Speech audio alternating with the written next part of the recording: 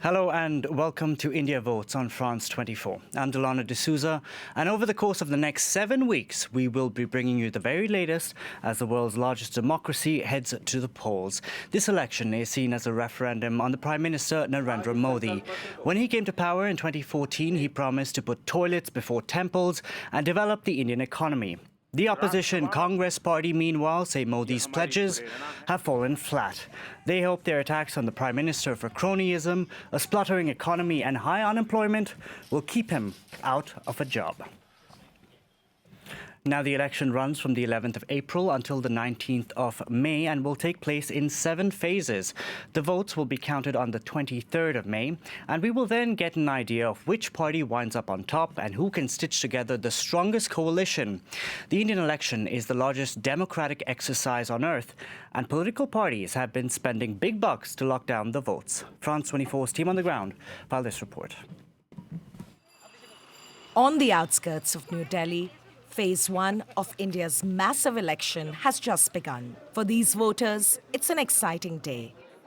The Indian government has given us this special right, and now this is our duty to use it. Over the next 6 weeks, nearly 900 million people will cast their ballots across 1 million polling stations, just like this one. For the past 18 years, our work has consisted in motivating the eligible people above 18 to go vote. Today, we hope that this will pay and that many voters will show up here. A few kilometers from the polling station, the election machinery is in full swing. This sprinter is working round the clock to meet the demand from politicians who are still campaigning. This poster is very much in demand right now. Over the past week, we've been working 24/7. Since the last election in 2014, political parties have seen their budgets explode. And today, none of them are as well funded as Prime Minister Modi's Bharatiya Janata Party. From caps to scarves to flags, no expenses spared in wooing the voter on the campaign trail. BJP workers scattered across the country are in charge of spreading the message. No matter how big the rally, they can manage to organize it. With Modi, everything is possible. Everything is possible as long as they can afford it. For experts at the Association for Democratic Reform, this is a worrying trend. Absolutely lack of transparency in the political party funding. Firstly, underreported. Secondly, about 65 to 70% is from unknown sources. Where is the money coming from? As experts worry about campaign funding violations, for the moment, only one thing is certain. These voters will have to wait till May 23rd to find out the results of the ongoing polls. Mandakini Galot reporting there. Now, for more analysis on the Indian election, we can bring in Jean-Joseph Boileau, Associate Researcher at the French Institute for International and Strategic Affairs. Thank you very much for joining us on the program today. Now, when Narendra Modi came to power in 2014, he promised development for all, Achhe Din, the good times would roll. But rather than touting his economic successes during this campaign, it seems the conversation has shifted to national security. Why? Well, for 18 months, actually, the economic agenda was the top priority. And you remember the international community was not feeling so well with Modi.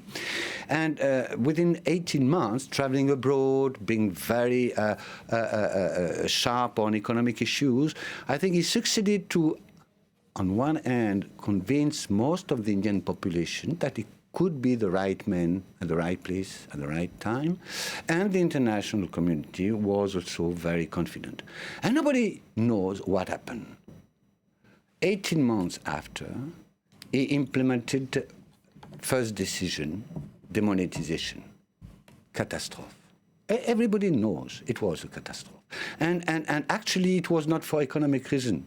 It was for the UP election, to trap the opposition party coffer so that he could win largely the UP election. And then he shifted only to the ideological and political agenda. The idea was, you may remember, that's very important, to get the majority of the two chambers, Lok Sabha and the Upper House of Parliament, in order to introduce a constitutional change.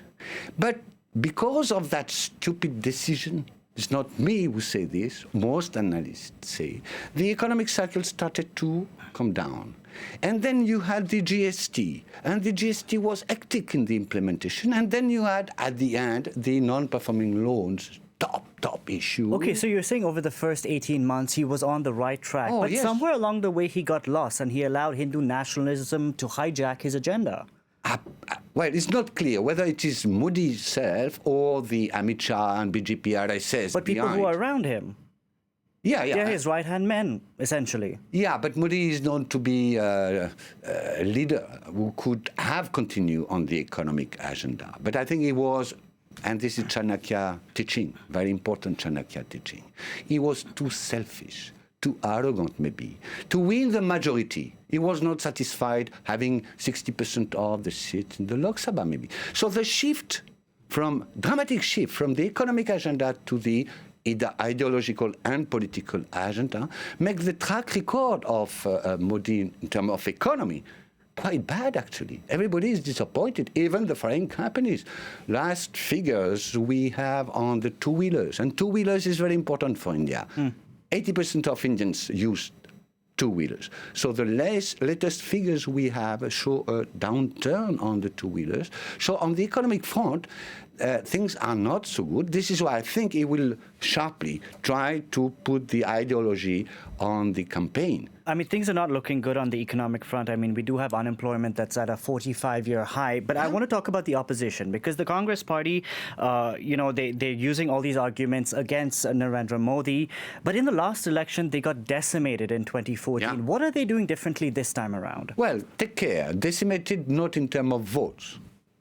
The electoral system in India, first past the vote, make that with 30% of the vote, NDA could get 2/3 of the seats. But Rahul Gandhi was written off pretty much. No. That's a very fascinating story.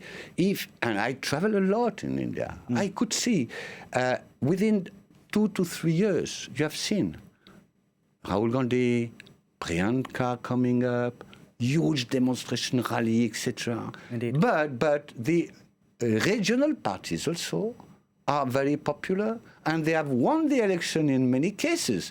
If you look at the cycle, it's very interesting. After the victory in UP, the downturn of the economy, I think, triggered a change, a total change. And the NDs and the BJP started to lose regional election, Madhya Pradesh, Haryana, etc. And my last trip to India showed that the caste who used to support Modi, the farmers, the middle traders, etc., are fed up with the mistake in the economic front. So nobody knows today what can be the outcome of the election. That's democracy of India. The mystery. Now, I just want to ask you, the cross-border strikes which we saw at the end of February, they seem to have come at an opportune time for the Prime Minister.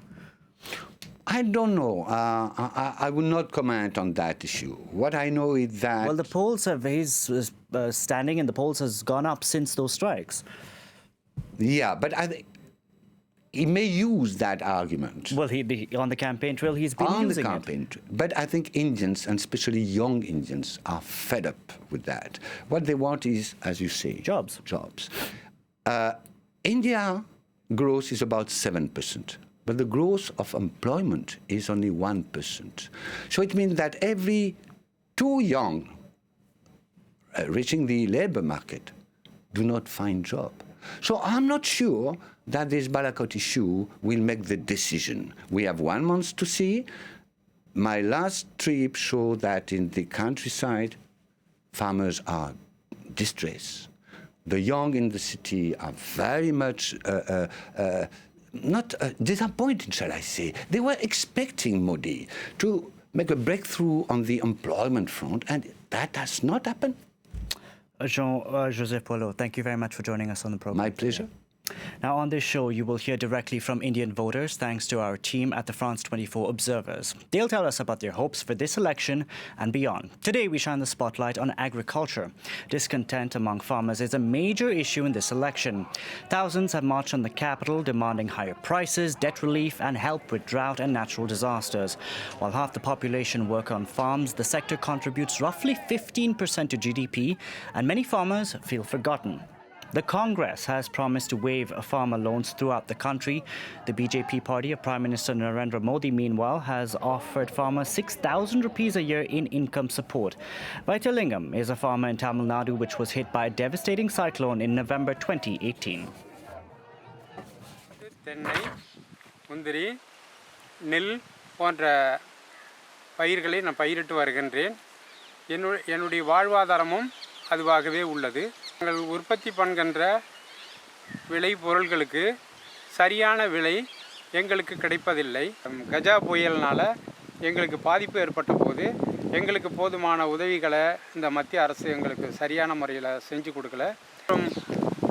அமைப்புகளில் இருந்தும் அரசியல் மாற்றத்தில் இருந்தும் எங்களுக்கு நல்ல ஒரு நிலையை தருகிறேன் என்று ஒவ்வொருவரும் வாக்குறுதி அளித்து வருகிறார்கள்.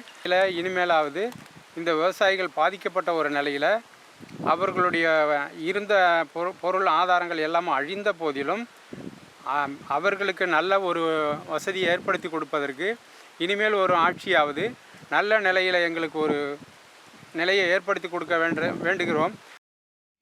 That's it for this edition of India Votes from all of us on the team. Thank you very much for watching.